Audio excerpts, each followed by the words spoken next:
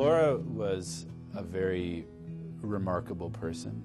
She was probably one of the happiest people I've ever known in my life. She just always had this inner light about her that really stood out. Full of life, funny. You could tell she was a happy person. I first met Laura when she came over for Easter dinner, and I was out in the backyard playing with my nephews. And when I just met eyes with her, it's like somebody hit me on the head saying, "This is the woman I have for you." Me and Laura got married December 3rd, 1994. I was what they call a minor tunnel rat. In 1999, I was at work and the truck rolled down and hit me in the back and fractured my back and went through a lot of surgeries, and they said I would never walk again. Laura was there the whole way.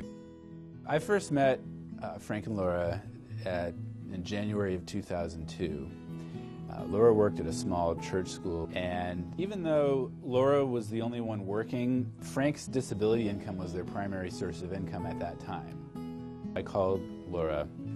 We went through a needs analysis. You know, they didn't want to skimp on anything, and we didn't skimp on anything when we put the policy together.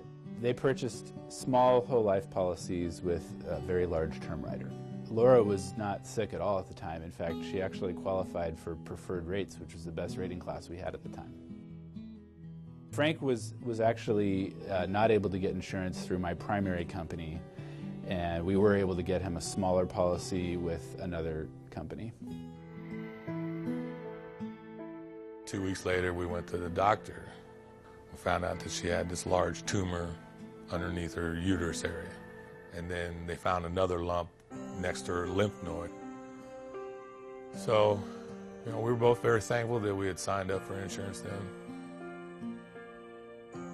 Bethany was 5, Josh was 3, and I was having faced to be possibly a single dad and raising 2 kids, with a broken back. She had finished the chemo and everything was good and everything was in remission, and we got a call. And it was her doctor saying, "You need to come back for surgery ASAP." After the surgery and everything, and they told her, you probably got about a year and a half at the most to live. Laura passed away on October 7th, 2007. When somebody passes away, especially at a young age like Laura did, it's emotionally devastating, of course, but because of the planning that they did, it's taken a tragedy and really turned something beautiful out of it.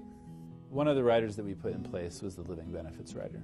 The living benefit rider allowed them to access part of Laura's death benefit while she was still alive, and that enabled them to purchase this beautiful property in Missouri, which ended up being where Laura spent the last 2 years of her life.